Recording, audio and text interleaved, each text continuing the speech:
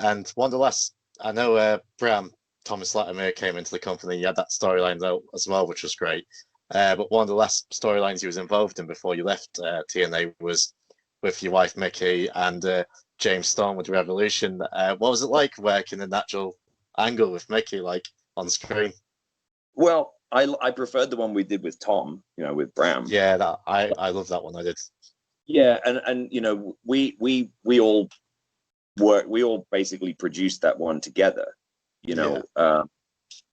Mickie wasn't with the company at that point, and so and she was just coming off giving birth, so, Yeah. so like we I lost the title and I've always been, I've got no problem losing the title. My only thing is like, okay, you have to have something good to move on to next. That's the most. Yeah. If you lose the title and you don't do anything, it's a career ender. Yeah. So I was kind of like, got no problem with doing the favor for EY, but I need to have something. Whatever I'm doing next needs to be good. And Big says, well, we're bringing in your buddy, and so obviously I was thrilled because like Tom's, like a brother to me. Yeah. So it was like, and when he said, yeah, this is all going to tie in because Tom's going to come in and basically be like, what happened to you? Like, you blew it, what the, and I just right from the beginning, I was just like, that's a fucking great angle, like, and then that's sort of where it started. And then they called and basically said, well, how do you feel about Mickie getting involved with it? And I just sort of said, well, tell me what because I've been I have to preface this, but Bruce had tried to do something with Mickie and I back in the day, right. in like 2011. And like Russo had tried to do something, but it was always just cheap. You know what I mean? Yeah. It was always like when Russo tried to do something, it was like so obviously just something he'd just come up with, like spur of the moment. Yeah. And I just remember going like, Vin, and this was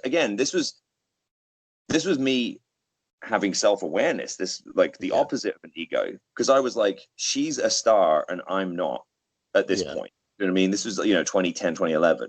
Yeah. I was like, if we do this angle now, I'm just forever, that's all I'm ever going to be known as. Mickey's husband. Yeah. Yeah. Well, not even a husband at that point, his boyfriend. I'm like, that's it. That's going to be it from now on. That's all, because I haven't had anything significant. So if this is the only, that's going to be the thing. Oh, he's that guy who's like dating Mickie. Do you know what I mean? So I basically shot it down. I mean, obviously, if they said no, we're doing it, and that's all there is to it. But Mickie had enough stroke at that point to say no. So it was kind of like no, and then Bruce kind of hinted at it. Was well, you and Mickie, maybe there's something there we can do. And I was I just kind of said the same thing. I was like, I'm not established enough. No, I need to be more established as an individual before we recognize that, because again, I don't want that to be what defines me as a performer and as a character. Like, and I stood my ground, and I was like, a lot of people would have said, oh, great, because they want to be on TV, and but I just said, I'd rather sit at home and wait for something else than to do that, because that would be a career killer. So when it finally, so obviously they know at this point that I'm kind of reluctant. So then when they came to me this time, but it was different now. I've been world champion. I was, company.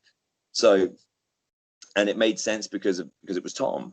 So it was like, okay, there's a real betrayal there, because he's not just betraying me, he's also betraying her, and then by not just betraying her, but, being sort of, threatening her and, and being physical with her. It's like, that's real, because to me, you have to have elements of reality. Oh yeah. There has to be a kernel of truth for an angle to resonate, I think. There has to be like, take Cody and I as an example. There has to be there's a genuine rivalry between us in certain ways that people sort of go, ooh, I think that's there's a little bit real there. And there is.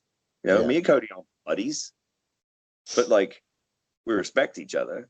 Yeah. And we know that there's always, you know, we have that sort of gunslinger sort of understanding with each other. Like, hey, we know that when you and I get in a ring together, there's an anticipation, right? There's a sort of there's a moment. And anyway, so with the Mickie thing, it was like, okay, these elements all work.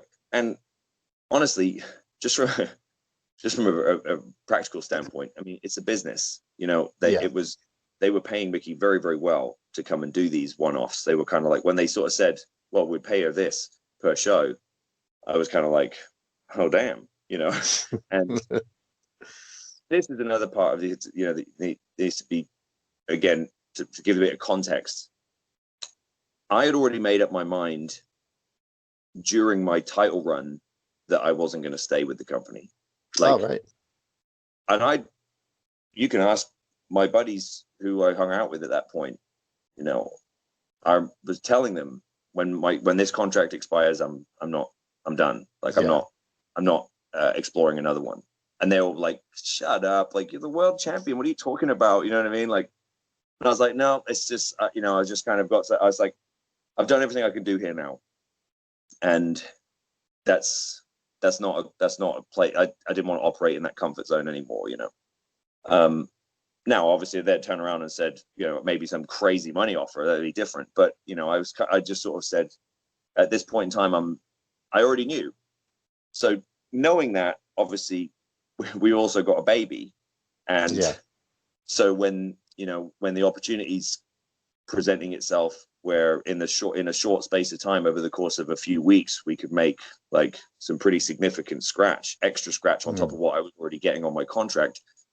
That was another factor in the decision. We were just like, hey, look, it's gonna be a fun angle. You know, it'll be a good storyline. You know, people get invested. It'll definitely be like the semi-main event storyline, and we'll make a load of money doing it. And we did. So I had a great time doing that. Cool.